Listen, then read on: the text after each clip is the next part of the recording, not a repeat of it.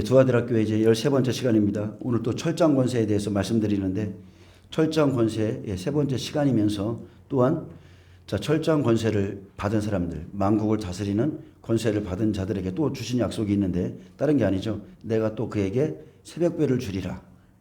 이기는 자에게, 만국을 다스리는 권세를 받은 자에게 내가 새벽별을 주리라 약속했습니다. 하나님의 천사들을 붙여주겠다는 뜻입니다. 계시록 12장 5절에 보면 마지막 때 철장 권세를 받는 대표적인 사람은 이방인 두 증인과 이스라엘 14만 4천으로 볼 수 있습니다. 계시록 12장 5절에 보면 여자가 아들을 낳으니 그랬어요. 장자죠. 이스라엘 14만 4천인데 이는 장차 환란 속에서 철장으로 만국을 다스릴 남자라고 그랬습니다. 그 아이를 하나님 앞과 그 보좌 앞으로 올려가더라. 그래서 성경에서 직접적으로 이렇게 사람이 하루파죠. 휴거되는 것은 바로 이곳밖에 없고요. 근데도 그리스도인들 90% 이상의 그리스도인들은 기독교인들은 자신들이 환란을 보지 않고 휴거될 것이라 믿고 있지만 성경이 증거하는 휴거자는 1260일 환란을 통과한 이스라엘 장자 14만 4천밖에 없습니다. 이게 실제적으로 성경이 증거하는 휴거자들인데 또한 그들은 평신도도 아니죠. 그들은 평신도 아닙니다. 하나님의 인침을 받은 종으로서 하나님의 말씀을 받아 전 3년 반 동안 증인의 권세를 행하는 백배들입니다. 이스라엘 14만 4천이 죽음을 보지 않고 철장 권세를 행하다 휴거해서 첫째 부활에 참여할 자들이죠. 또한 철장 권세는 두 증인의 권세입니다. 그래서 계시록 11장 3절에서 6절에 보면 이방인 증인들이 사명 감당하고 또한 용납하래 순교할 두 증인에게 주는 권세가 철장 권세입니다. 계시록 11장 3절에 보면 내가 나의 두 증인에게 권세를 주리니 그들이 굵은 베옷을 입고 1260일을 예언하리라. 3년 6개월 한때 두때 반때죠. 1260일을 예언하리라 했습니다. 그래서 전 3년 반 동안 증인들이 철장 권세를 받아 천사들과 함께 사역합니다. 그들은 굵은 베옷을 입고 1260일 동안 회개의 말씀을 전파해서 이스라엘 백성들을 1260일 동안 일깨우는데 함께 천사들이 움직이죠. 기적과 표적과 이사를 통해서 함께 일합니다. 두 증인은 누구인가? 우리는 지금 알 수 없습니다. 다만 이방인 중에서 가장 성령이 충만한 두 사람이고 그들이 순교하는 시간은 계시록 9장에 정해져 있죠. 그년 월일시에 순교할 거라고 했고요. 바로 용납할에 이 사람들이 순교할 것이라 기록되어 있습니다. 유브라데에 묶인 네 천사가 놓이면 불과 연기와 유황으로 말미암아 사람 3분의 1이 죽임을 당할 것이 예언되어 있고 그들이 철장 권세를 받아 사역을 감당하는 모습이 바로 계시록 11장입니다. 은혜 시대 끝 지금 7교회에서 종말의 말씀을 준비하고 철장 권세를 준비하고 나오는데 대표적으로 어느 교회에서 나와요?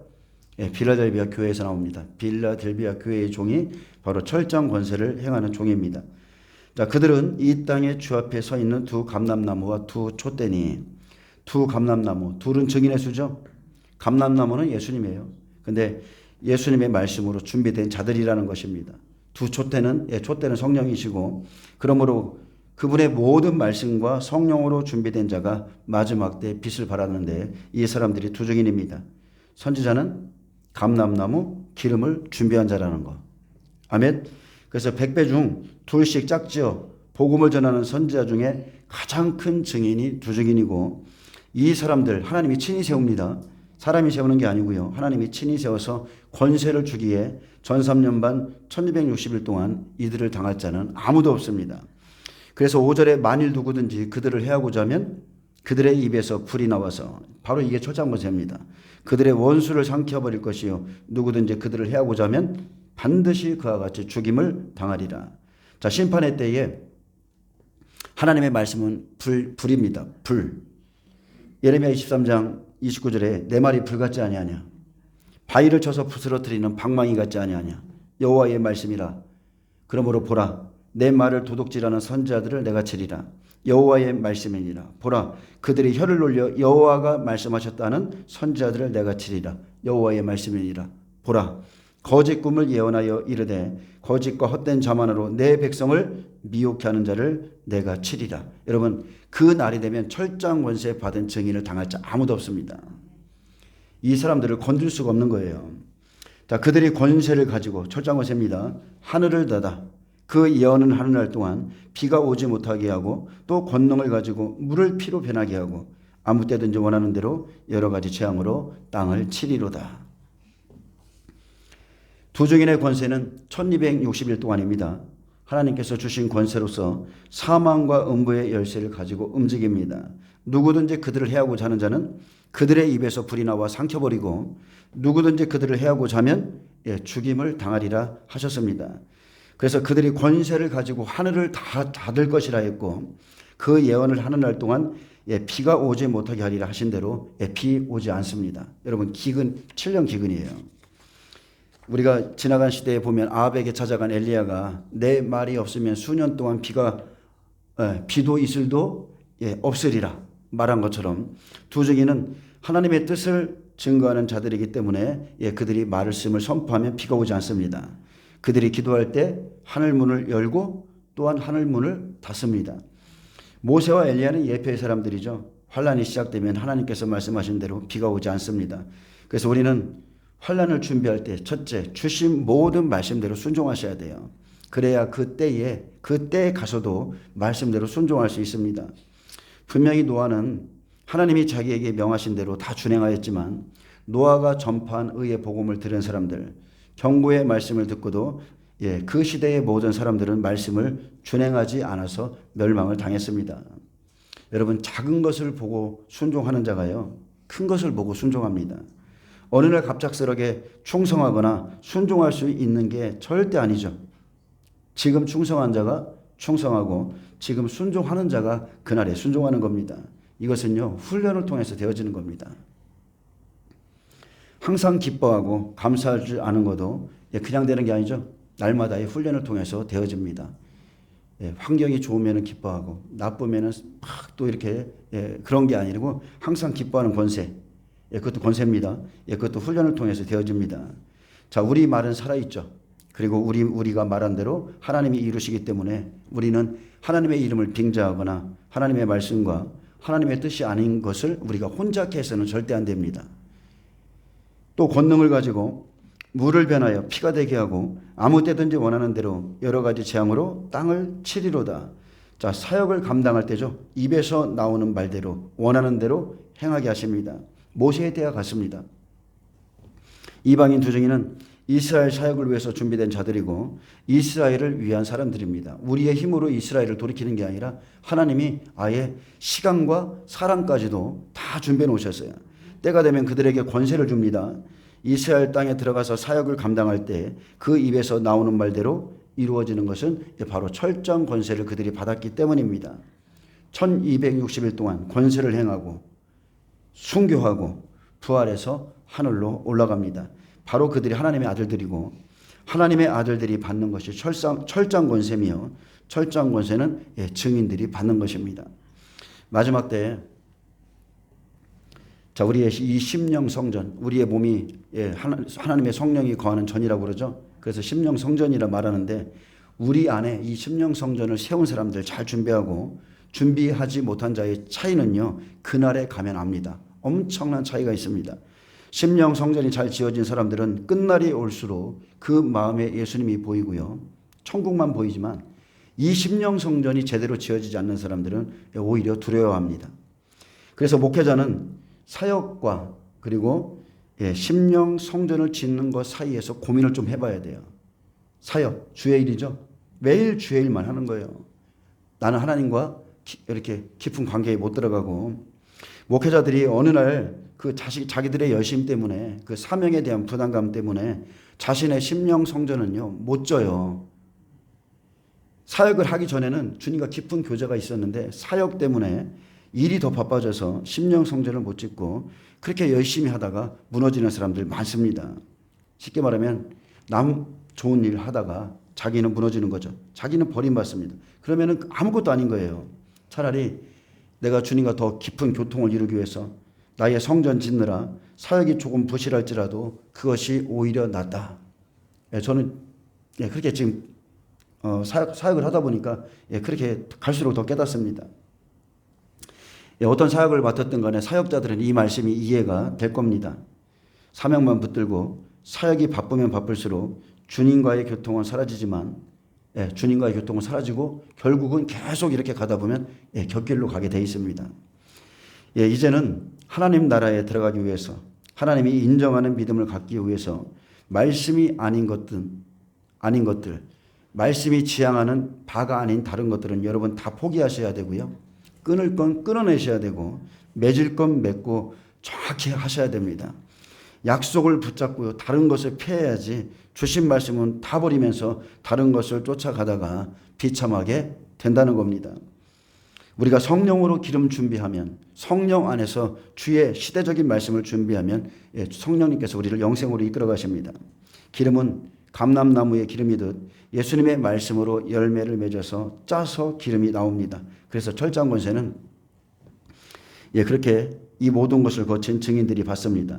저와 여러분은요, 주님의 말씀 그대로 고난을 받게 될 것이고 고난을 통과하게 될 것이고 그 안에서 우리의 믿음을 증거하고 하나님 나라에 들어갈 것인데, 자, 하나님을 만나 준비된 사람들은 공통점이 있었죠. 하나님을 만난 장소에 있습니다. 그리고 그 사람들은 외로운 시간을 많이 보냈다는 거예요. 모세는 40년 동안 광야에 있었고요. 그 40년 광야 끝에서 떨기나무에서 하나님을 배웠습니다.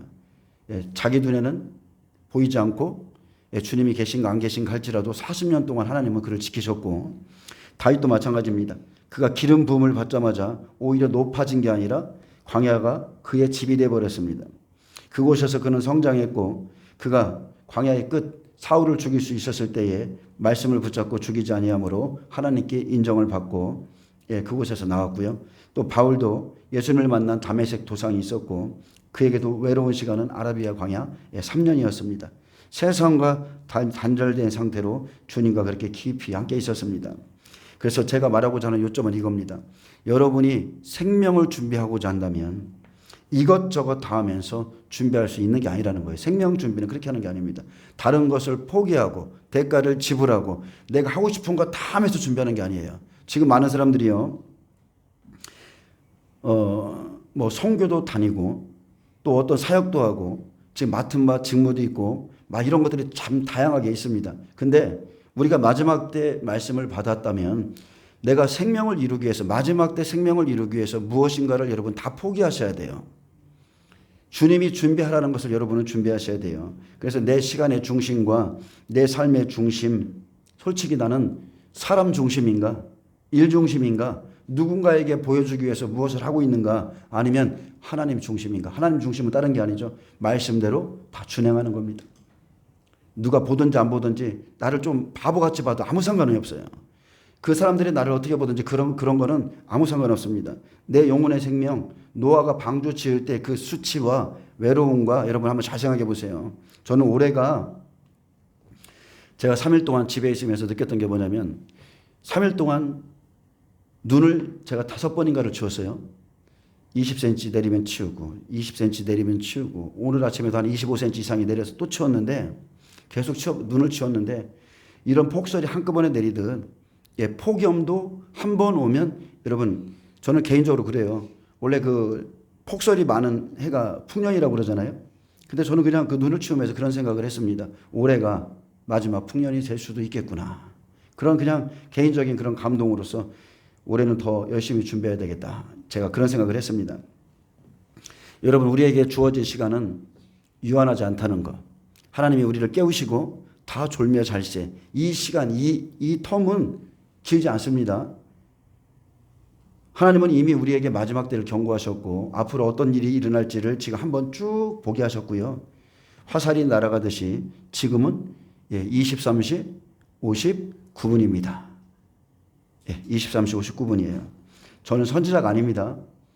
저는 선지자가 아니에요. 그러나 개인적으로 느끼는 감동은 이제 트럼프가 세워졌고 올해가 마지막 준비할 수 있는 마지막 풍년의 때라고 저는 그렇게 생각합니다. 여러분이 제가 엊그저께 주일날 일본에 계신 분이랑 통화를 했어요. 근데 그분이 말씀하셨거든요. 2년 동안 폭염이 와서 일본의 쌀값이 지금 한 30만 원 정도 한다고 그러고 그리고 다른 나라에서 좋지 않은 쌀을 수입한 것도 쌀이 없어서 동일한 가격에 판매된다고 그래요. 자, 2년 동안 폭염이 와서 그렇다고 그럽니다. 근데 제가 지금 3일 동안에 제가 이거 눈을 안 쳤으면 최소한 80cm 이상이 온 거거든요.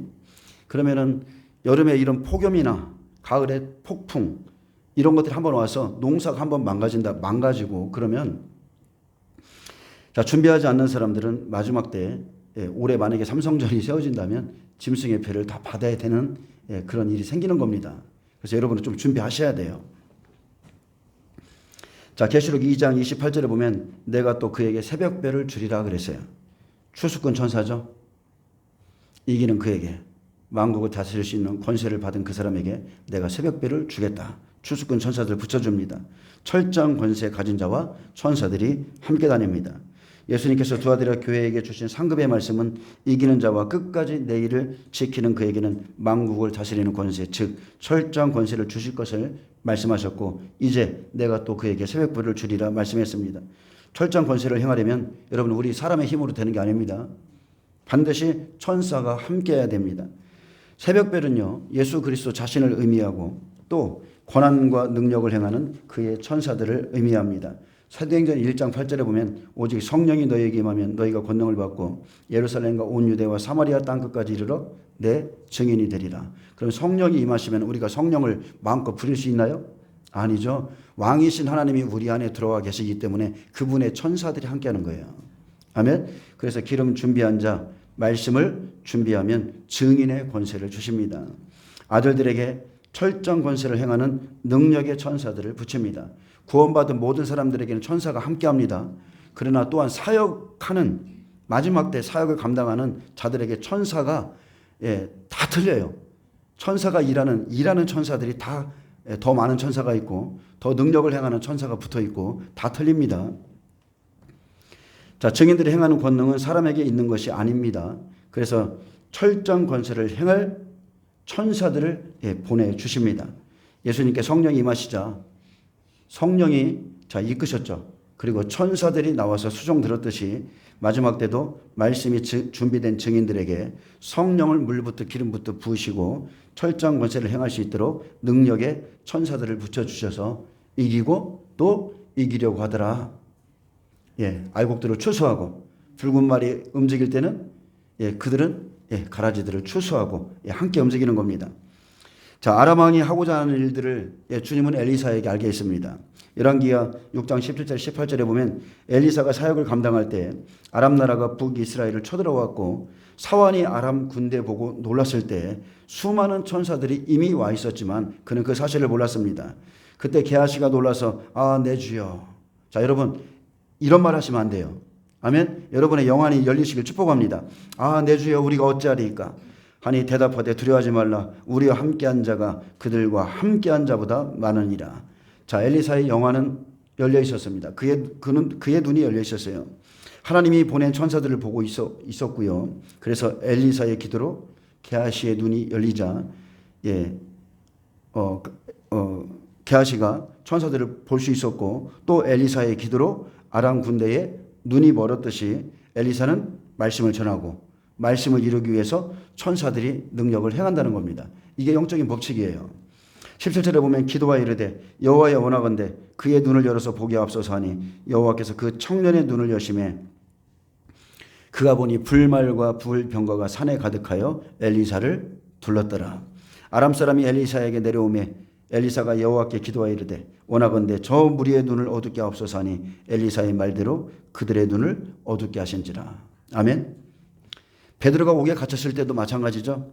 교회가 그를 위해 간절히 기도하자 천사가 나타나 베드로의 쇠사슬을 그 손에서 벗기고 쇠문을 열어서 안전한 곳으로 인도했고 헤롯이 하나님께 영광을 돌리지 않고 자기가 영광을 취할 때에 천사가 치니까 그가 벌레에게 먹혀 죽었고요.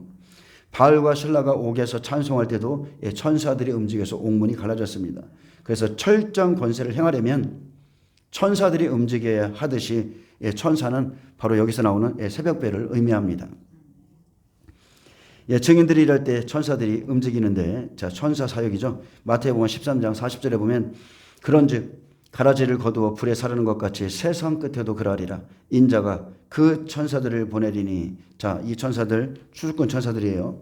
그들이 그 나라에서 모든 넘어지게 하는 것과 또 불법을 행하는 자들을 거두어내요. 그래서 알곡을 추수하는 천사가 있고 가라지를 이렇게 불법을 행하고 그 나라에서 넘어지게 하는 이 가라지들을 추수하는 천사들이 또 있다는 거예요.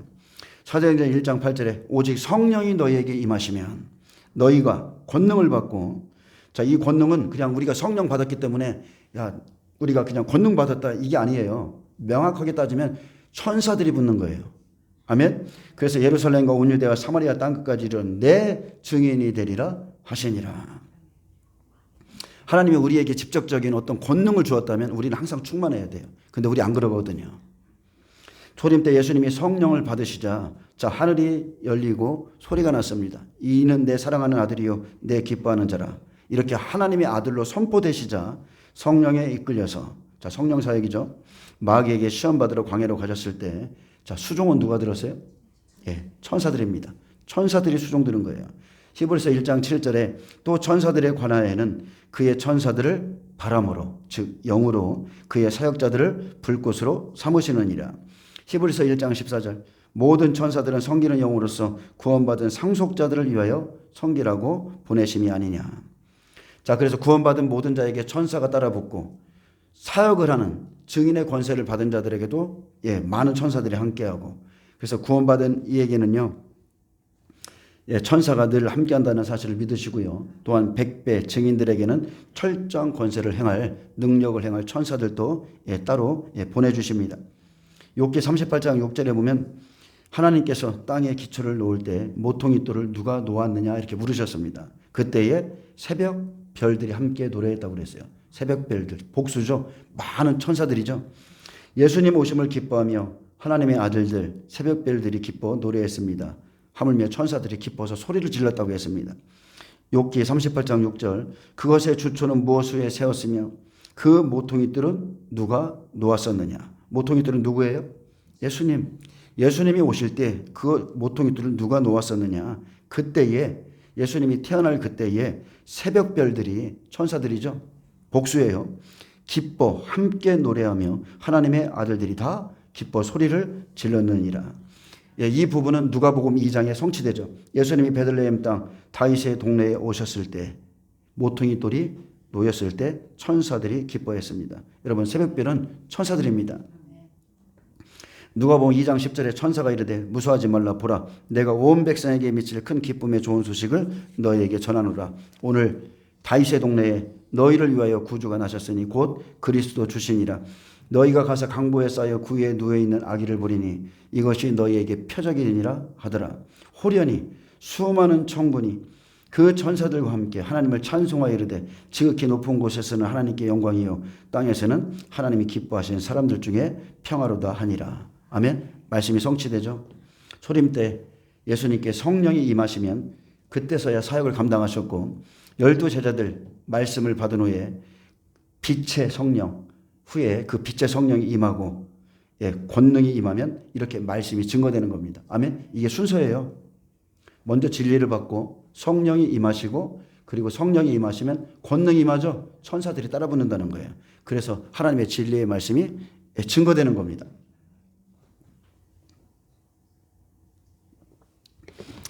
나가서 이렇게 증거할 때 종들은 선포하고 천사들은 일하고 사도행전 4장 29절에 주여 이제도 그들의 위협함을 굽어보시옵고 또 종들 하여금 담대히 하나님의 말씀을 전하게 해주시오며 손을 내밀어 병을 낫게 하시옵고 표적과 기사가 거룩한 종 예수의 이름으로 이루어지게 하옵소서 하더라.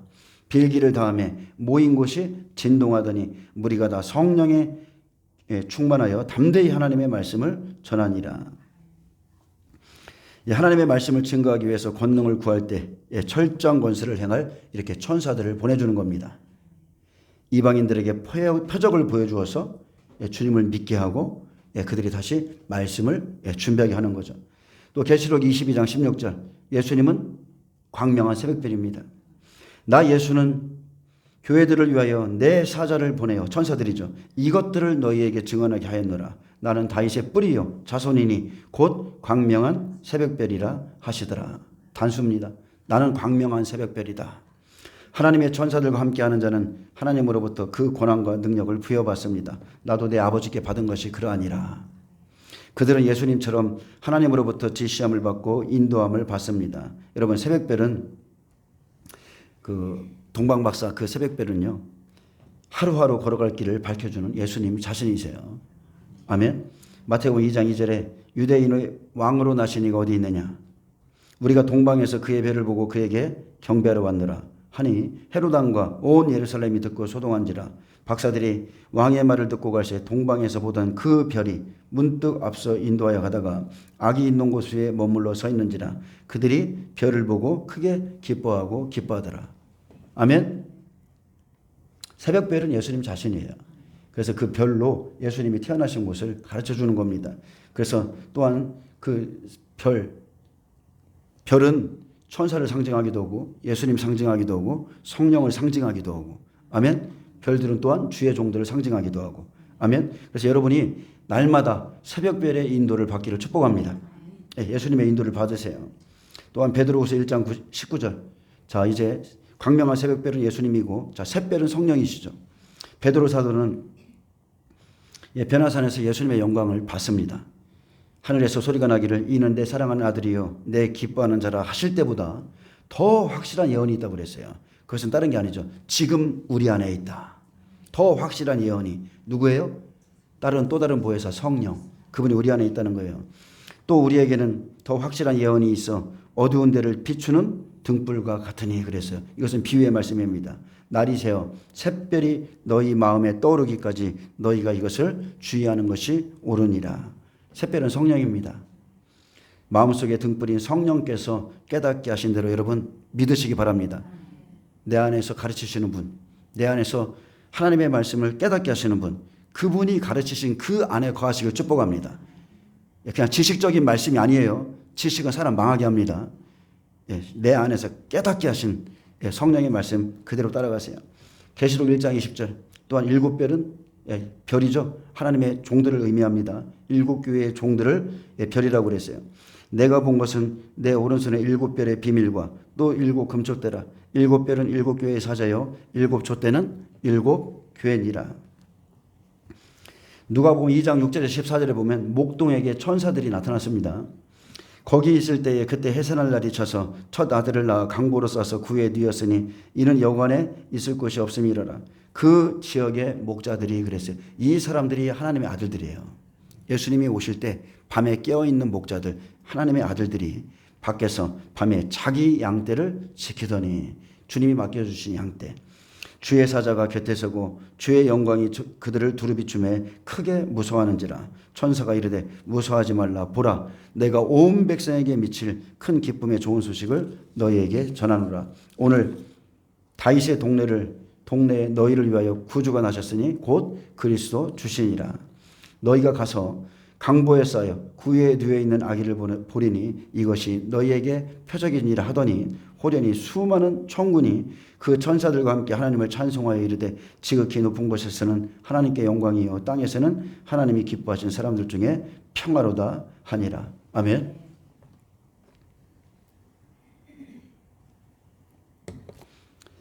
땅에서는 하나님이 기뻐하시는 사람들 중에 평화로다. 아무나 다에게 모든 이에게 다 계시되는 게 아니죠. 하나님이 기뻐하시는 사람들, 기뻐하시는 종들에게 마지막 때 주의 행하실 일을 계시하는 겁니다.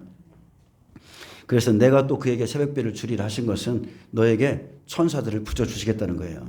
증인들은 성령으로 준비한 말씀이 있어요. 그래서 그것을 외치게 하고 천사들은 증인들이 전한 말씀대로 능력을 행하는데 왜 그렇습니까? 그것이 하나님의 말씀이니까. 하나님이 원하는 말씀이기 때문에 그들이 그렇게 능력을 행할 수 있는 겁니다. 그렇게 증인과 천사와 함께 하나님의 뜻을 이루기 위해서 사역을 감당합니다. 출애굽기 7장 17절에 보면 여호와가 이같이 이르노니 내가 이로 말미암아 나를 여호와인 줄 알리라. 볼지어다 내가 내 손의 지팡이로 나의 강을 치면 그것이 피로 변하고. 아멘. 말씀은 여호와의 말씀이죠. 내가 나일 강을 치면 나일 강이 피로 변할 거다. 근데 행하는 건 누가 해요?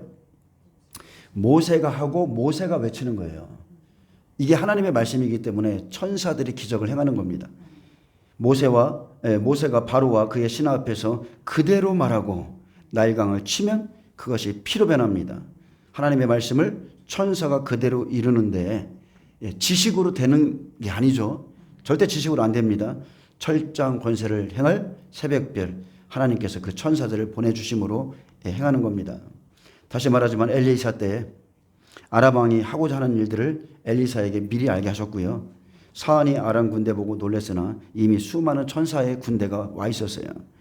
엘리사가 기도하고 말씀을 전했고 선포한 말씀대로 천사가 능력을 행하였습니다. 그는 흥하여야 하겠고 나는 쇠하여야 하리라. 이게 증인들입니다. 이게 증인들이에요. 세례 요한은 종이죠. 하나님의 종. 레인이 제사장입니다. 그 사람은 자기를 증언하는 자가 아니기에 신분도 자신의 신분 밝히지 않았어요.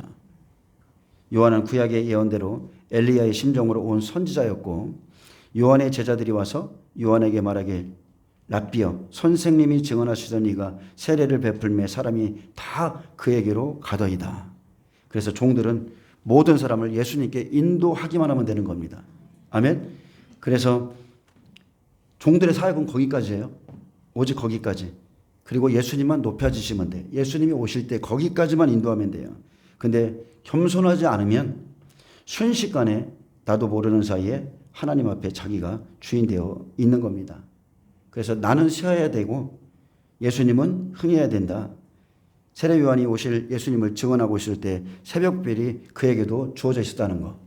아멘. 그의 이마가요 철강석같이 하나님이 아주 단단하게 하셔서 바리새인 서기관들이 찾아와도 이 독사의 새끼들아 이러면서 아주 담대하게 예수님 말씀을 선포했어요. 예수님이 요단강에 오셔서 그의 세례를 받으셨죠. 하나님의 모든 의를 이루자 그의 사역의 시간은 끝났고 멋지게 그는 순교했습니다. 실패한 인생이에요? 그가 이긴 자예요. 그가 이긴 자. 예수님이 실패한 인생이에요? 아니죠. 우리는 로마의 압제로부터 자유케 하는 그 메시아를 원했지만 예수님이 하나님께서 보내신 그 메시아는 십자가에서 죽어라. 그럼 내가 살리겠다. 이게 복음입니다. 이게 복음이에요. 지금 마지막 시대입니다. 제가 어제 덫이라는 책을 읽었어요. 거기서 세계 정부주의자 이 사람들에게 속한 어떤 생명공학 박사가 그 목사를 이제 유혹하는 장면이 나옵니다. 근데 그 목사에게도 하나의 그 약점이 있었어요. 아주 어렵게 해서 대형교회 목사가 됐어요. 그분이 돌아가심으로 인해서 그 자리까지 올라왔는데 아들이 쓰러진 겁니다. 그래서 투석하게 됐고, 근데 그 시기에 복제 인간을 만들어서 장기를 빼서 아들에게 주겠다는 그것 때문에 단 하나의 조건, 교회 안에서 세계 정부주의자들이 말하는 칩을 설명해 주라. 우리가 그 안에 들어가진 않겠다. 밖에서 조금 이렇게 홍보하겠다. 자, 하나씩. 근데 가장 중요한 게 뭐냐면 그들이 그 목사를 유혹하는 방법 중에 하나가 딱 이거예요. 성경을 봐라. 휴거가 된 이후에 그 이후에 짐승의 표가 나온다. 휴거가 된 이후에 많은 사람들이 7년 대환란으로 들어갈 거고 짐승의 표는 그 7년 대환란에서 나오니까 지금 우리가 당신에게 받으라는 이 칩은 이것은 짐승의 표가 아니다. 이렇게 미혹하는 겁니다. 여러분 이 시대 똑같죠? 똑같습니다. 7년 대환란 속에 들어가서 표가 나오는 게 아니라 자, 그 소설책에도 똑같아요. 미리 주고 그들이 원하는 것은 환란 속에 들어가서 그 칩의 스위치를 키는 거예요. 많은 사람들이 그 생각의 지배를 받고 그들이 무슨 생각을 하는지까지 그들이 다 통제하고 컨트롤합니다. 알고 있습니다. 그게 지금 이 시대에 무엇을 통해서 이루어지고 있어요? 이미 2020년부터 시행한 그 약물을 통해서 주사를 통해서 준비되고 있는 것이고, 그래서 제가 주일날 오전 설교에 지금 트럼프에 대해서 말씀을 한번 다시 드렸는데 제가 좀 짧게 다시 한번 말씀드릴게요. 조심스러워서 이제 그날 올리진 않았는데 좀 말씀을 좀 조심하면서 트럼프 그는 누구인가에 대해서 좀 다시 한번 말씀드리겠습니다.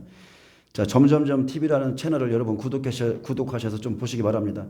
그분이 교수님이신데 그분은 예수님을 믿는 분이 아니에요. 그런데 정말로 많은 지식과 아주 많은 이 시대에 우리가 알지 못하는 많은 정보들을 그 채널에 올려놓습니다. 그리고 그분은 팩트만 말합니다. 직접 발표하고 직접 말한 팩트만 말하기 때문에 절대 음모론이 아니고, 자, 그들이 행할 우리 하나님도 미리 예언하시죠? 그들도 똑같습니다. 앞으로 일어날 일을 미리 말하는데 사람들이 안 믿어요. 신경을 안 씁니다. 자, 세계에 강력한 영향력을 끼치는 트럼프는 과연 누구에게 충성하고 누구를 위해 일하는 사람인가? 기독교의 하나님인가? 아니면 바알인가? 그는 그리스도인이 생각하는 메시아가 아닙니다. 유대인들은 메시아라 생각하고 있지만 그리스도인이 기다리는 메시아는 전 3년 반이 마치는 마지막 7째 나팔에 공중에 오시는 예수님을 우리는 기다리고 있습니다. 아멘. 그가 오른손을 이렇게 자주 듭니다. 그죠? 그때 귀 저격 사건 이후에도 3번 외쳤는데 그것은 그런 모습을 취하는 것은 카인의 신 바알을 의미하는 겁니다. 자, 이번에 트럼프 취임식 전에 이미 작년부터 제작된 그의 15피트짜리 동상도 바로 그 오른손을 들고 있는 그 모습이고, 그는 예전에 김정은이 일어서면 모든 사람들이 기립해서 그에게 경배하는 그 경배를 받고 싶다고 말한 사람이고요. 그가 자주 보였던 손 사인은 666 사인이며, 자, 역삼각형 이렇게 피라미드 모습인데 트럼프 취임식 때 또 한 번 그의 아들이 사람들이 보는 앞에서 역삼각형을 보여줬어요. 유대교의 유명한 라비오 종교학자인 맨델 케시는 메시아 예언은 트럼프 재임 기간 동안 반드시 이루어질 것이라 했습니다. 트럼프는 이미 아브라함 평화협정을 맺은 사람이고요. 라비의 말에 의하면 트럼프는 서방 세계의 죄를 씻기 위해서 선택되었다고 그랬어요. 선택된 자다. 트럼프도 늘 그러죠. 나는 선택받은 자다. 이렇게 말합니다.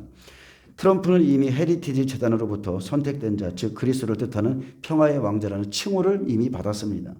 그는 유대교의 예언을 실행시켜야 하는 데드라인은 유대력 5787년까지로 2027년 10월 2일이 데드라인이라고 그랬어요. 그때까지가 마감이다. 한계다. 이렇게 말했습니다. 자, 누군가가 그랬어요. 어떤 분이 그 트럼프의 오른쪽, 그가 저격을 받을 것이다. 누구죠? 그 예언하신 분. 브랜든. 자, 브랜든이라는 사람이 있었는데, 그분이 선지자처럼 이렇게 지금 많은 사람들이 말하고 있는데 제가 봤을 때는 선지자 아닙니다. 그분 절대 아닙니다. 그분이 4개월 전에 트럼프 저격 사건 귀에 이렇게 뭐 저격받을 거라고 그랬는데 그분 말고도 트럼프 지지자들은 다 알고 있었어요.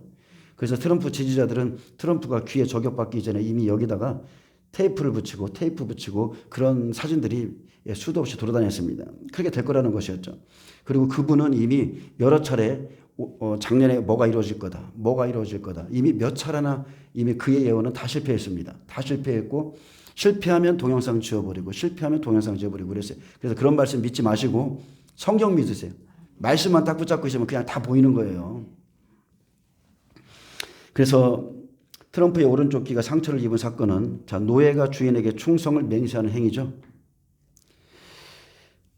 성경에 귀를 뚫는 행위가 나와 있습니다. 그것은 다른 게 아닙니다. 종이 계약 기간을 마치고 자유인이 되었음에도 자기 주인을 사랑해서 떠나지 않고 죽기까지 충성하는 의미를 담고 있습니다. 그래서 이 사건은 트럼프의 주인이 누구인가?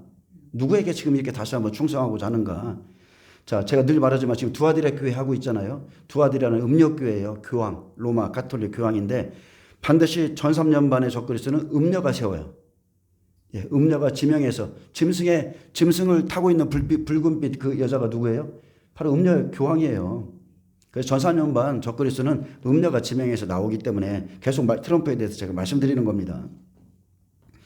출애굽기 21장 5절에서 6절에 보면 종이 원하면 주인은 그를 재판관에게 데려가서 법적으로 계약을 맺고 그의 귀를 송곳으로 뚫어 영원한 종으로 삼습니다.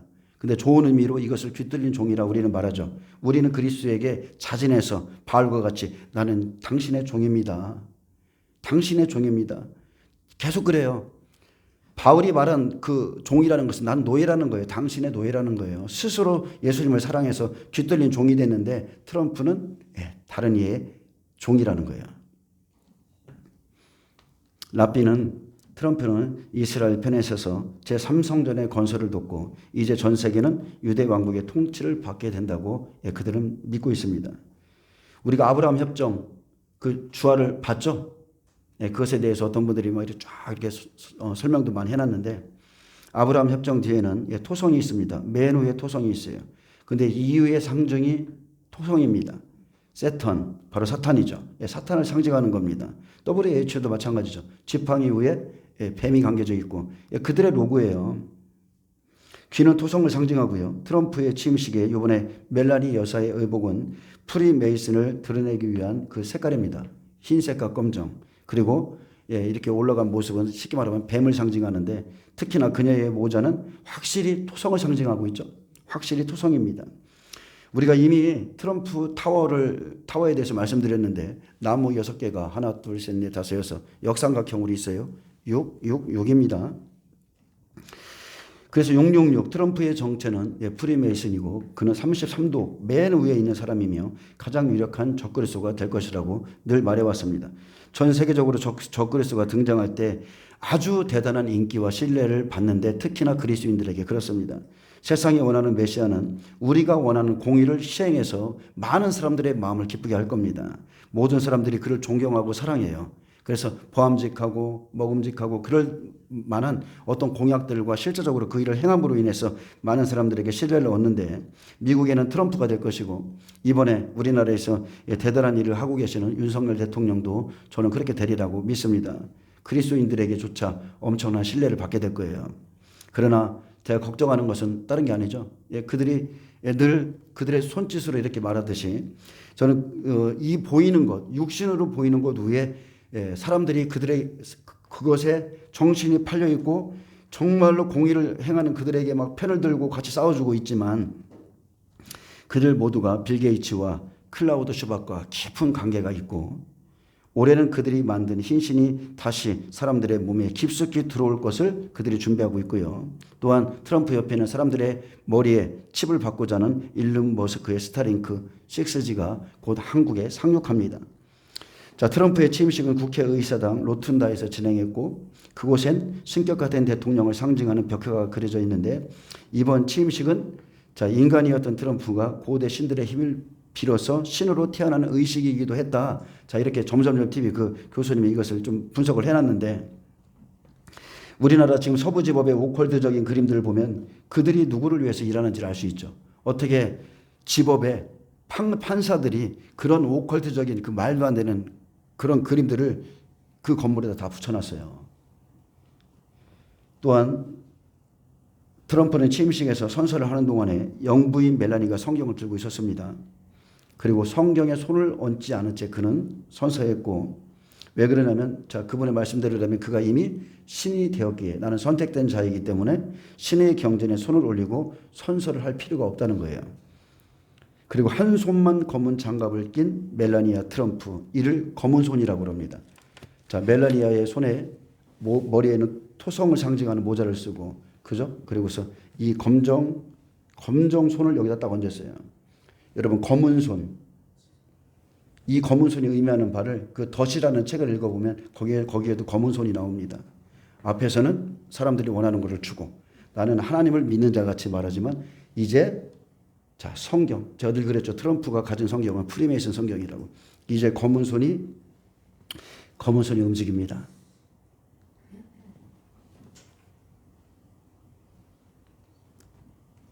또한 이날 트럼프의 취임식을 축하하는 기도를 진행한 인물은 티모시 돌란 추기경으로 그는 과거 일부 가톨릭 신부들이 어린이들을 상대로 저지른 성추문 사건을 은폐한 인물로 악명이 높습니다. 트럼프가 진정 기독교인이라면 이런 사람들을 세우겠어요? 당시 사건에 관련된 뉴스 기사에서는 티모시 돌란 대주교가 어린이 성추문 사건 피해자들에게 보상금을 주지 않으려 돈을 빼돌렸다고 그랬습니다. 자, 트럼프 주위에 지금 세워진 사람들을 한번 보시라는 거예요. 자, 취임식뿐만이 아니라 국가 기도회도 마찬가지죠. 종교다원주의 모든 사람들이 다 모여 있었어요. 그리고 이날 개신교와 구교 심지어 유대교의 성직자들이 축하 기도를 진행했는데 독실한 기독교인이라 주장하는 트럼프의 취임식에서 예수 그리스도의 이름으로 기도합니다. 자, 이런 말은 한 번도 안 나왔다는 거. 예수 그리스도의 이름으로. 이게 언급되지 않았다는 거예요. 그는 여러분 잘 분별하세요. 그리스도인이 아니에요. 그는 내가 회개할 이유를 찾지 못한다고 말했던 사람이죠. 나는 회개할 일을 하지 않는다. 쉽게 말하면 나는 회개할 사람이 아니라는 거죠. 자, 그리고 취임식에 등장한 트럼프의 아들 에릭 트럼프. 자신이 섬기는 세력이 누구인지 대중들 앞에서 쭉 섰을 때 아예 대놓고서 이렇게 밝히다가 너무 노골적으로 표현하지 말라는 아내의 제지를 받았습니다. 툭툭 치고 이것 좀 그만하라는 거, 하지 말라는 거예요. 그의 손사인 트럼프와 똑같죠. 똑같습니다. 자, 프리메이슨이라는 거예요. 그들이 지금 이 시대에 올해부터 어떤 일을 할지를 지금 다 보여주고 있는 겁니다.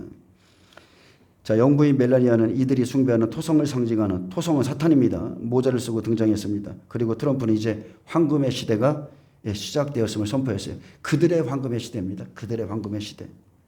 황금의 시대라는 표현은 오컬트에서는 중요한 표현이라고 그래요. 자, 일반적으로 풍요와 평화가 넘치는 토성의 황금기를 뜻하곤 합니다. 토성은 풍요와 물질 세계를 상징하기도 하지만 죽음과 시간 그리고 거대한 변화를 상징하기도 합니다. 인간이 인간의 범주를 넘어서는 시대, 인간은 기술의 발전으로 인해서 이제 유전자로부터 기존 인간의 틀에서 벗어나게 될 것이다. 유전자 두 가닥, 그죠? 72,000개 두 가닥, 이제 세 가닥이다. 벗어나게 될 것이다. 인간은 뉴럴 링크를 통해서 인공지능과 결합을 하게 되며 결국 인간의 의식에는 변화가 올 것이다. 따라서 인간과 신의 관계에서도 변화가 올 수밖에 없다. 노아의 때 똑같죠. 하나님 아들들이 사람의 딸들을 취하는데 육신이 됐다고 그랬어요. 육신이 됨으로 그들의 몸이 다 부패했기 때문에 하나님의 영이 떠나셨다고 그랬습니다. 과학의 발전으로 차차 인간은 신의 영역을 침범하고 신처럼 되어갑니다. 인공지능 덕분에 인간의 두뇌의 심피지는 확장될 것이고 생각의 범위도 확장됩니다. 인간들은 앞으로 생각의 깊이가 더 깊어지고 표현하는 능력도 엄청나게 발전합니다. 인공지능 덕분에 인간들은 더욱 스마트해지고 더욱 섹시해지고 엄청난 진화를 합니다. 진화는 인간을 신처럼 만들어주는 과정이라고 생각합니다. 인간의 창의력이나 사랑 그리고 다양한 능력은 모두 두뇌의 심피질에서 비롯되고 그래서 기술과 결합한 인간은 이제 심피질을 향상시켜 이제 신처럼 되는 시대가 올 것이다. 신처럼 될 것인가? 아니면 신을 섬길 것인가? 여러분 우리는 선택해야 돼요. 예수 그리스도를 섬길 것인가? 아니면 내가 신이 될 것인가? 인간의 DNA 두 가닥이죠. 하지만 첨단 기술의 발전으로 진화되는 인간의 DNA는 이제 세 가닥이 될 것이며 자 2022년 엘리자베스 여왕은 이러한 인류의 미래를 상징하는 의식을 진행했습니다. 여기서 진화를 하는 계층은 선택된 억만장자 계층이고 하지만 자 실험에는 실험 대상이 필요하죠.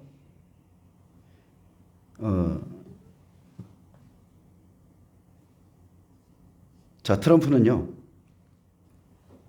취임식 전에 빌 게이츠와의 긴밀한 3시간의 대화를 통해서 이 남자의 비전을 현실화하는 데 최선을 다해서 돕겠다고 발표했습니다.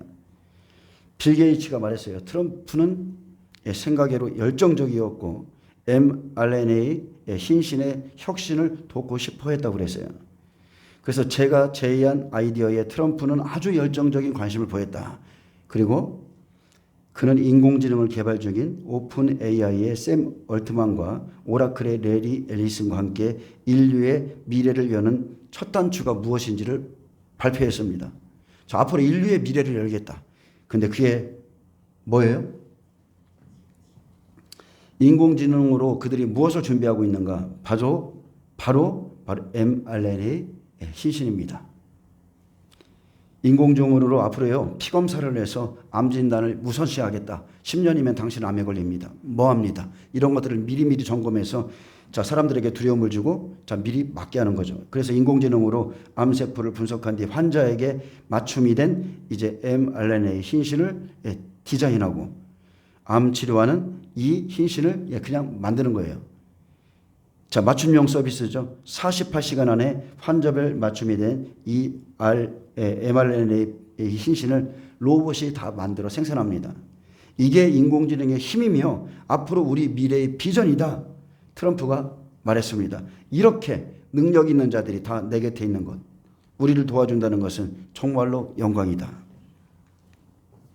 그래서 미국 정부는 이들의 프로젝트가 수월하게 진행되도록 최선을 다할 예정이다. 이제 트럼프 지지자들은 이제 mRNA 기술을 지지하고 홍보하게 될 것이고, 그죠? 트럼프가 양무리를 몰고 가듯이 그들은 중간중간에 자기의 역할을 감당하면서 많은 그리스도인들을 치면서 몰고 가게 될 겁니다. 이들의 최종 목적, 그냥 단순하게 딱 하나로 한다면 앞으로 맞춤형인 hin신을 모든 사람에게 놓는 겁니다. 여러분 덫에 걸리지 마세요. 덫. 지금은 환난전인데 무슨 칩이 있냐, 표가 있냐 이렇게 말할 수 있어요. 그러나 제가 늘 말하지만 이미 환난에 들어가기 앞서 다 만들어지고 세계 정부가 이루어지고 그리고 7년 평화 조약이 맺어지고 그 안에서는 이제 실행만 하는 거예요. 지금 여러분 깨어 계셔야 돼요.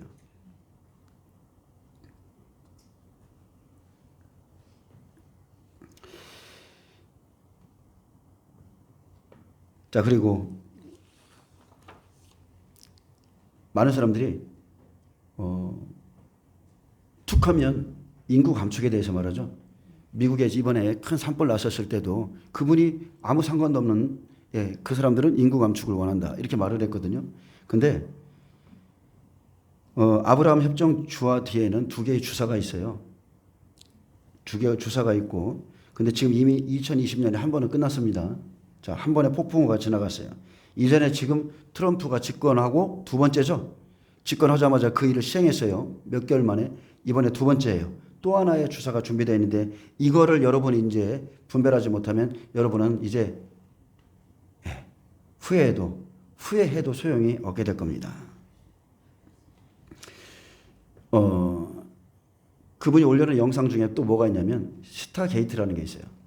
미국에 유명한 이렇게 드라마가 있었는데 자 거기에서 사람들이 갈수록 임신을 못하는 거예요. 그래서 이게 왜 그런가 도대체. 그래서 이제 한 분의 의사가 자 이제 그것을 의문을 품고서 한번 조사를 해봐야 되겠다.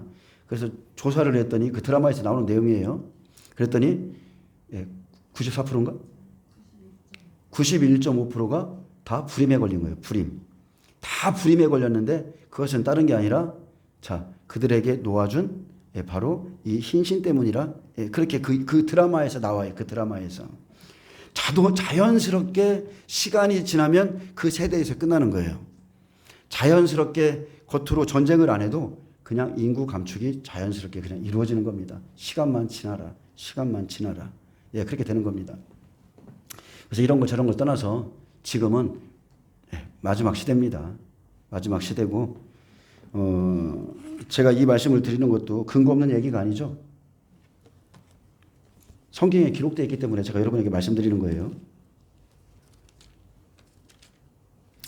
요한계시록 18장 23절에 보면 음녀의 상품들이 나오는데 자 너의 상인들은 땅의 왕족들이라 내 복술로 말미암아 만국이 미혹되었도다.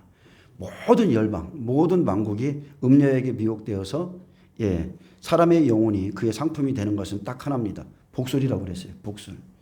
주사, 약물, 약병, 파마케 합니다. 그렇기 때문에 제가 계속적으로 반복적으로 말씀드리는 거고 자 환란이 시작되기 전에 이것은 이미 이루어지고 자 환란 속에 들어가면 여러분은 후회하게 될 겁니다. 그래서 깨어 계셔야 돼요. 그가 누구인가? 마지막 때 적그리스도는 어떻게 등장할 것인가? 성경을 우리가 자세히 면밀히 살펴봤더니 자 짐승을 탄 여자는 음녀라고 그랬어요. 교황이 세우는 겁니다. 적그리스도를. 그래서 여러분 잘 분별하세요. 우리가 환영하고 기뻐하고 우리가 원하는 그 사람이 적그리스도로 등장해서 앞에서는 잠시 평화 조약을 맺지만 뒤에서는 자 영적으로는 죽이는 일을 감당하고 하나님을 모독하는 이름들이 그 몸에 가득하고 그 사람이에요. 잘 분별하시길 축복합니다. 기도하겠습니다. 주님 감사합니다. 마지막 때 붉은 말이 활동할 때 적그리스도를 돕는 자들이 돕는 천사들이 세워지고 또 마지막 때 증인들을 돕는 추수꾼 천사들이 세워지듯이 하나님 이 마지막 시대를 잘 분별해서 우리가 미혹되거나 잘못된 그리스도에게 기름 부음 받은 자를 따라가지 아니하도록 특별히 영적인 분별력을 갖고 다 깨어나게 하여 주옵소서. 많은 그리스도인들이 이제 주님이 오실 때를 믿고 특히나 마지막 때에 준비하라 하신 모든 것을 다 준행함으로 자기의 영혼을 그리고 가족들의 영혼을 살릴 수 있는 구원의 방주를 준비하게 하여 주옵소서. 감사하며 예수님의 이름으로 기도합니다. 아멘. 하나님께 영광 박수 올려드립니다.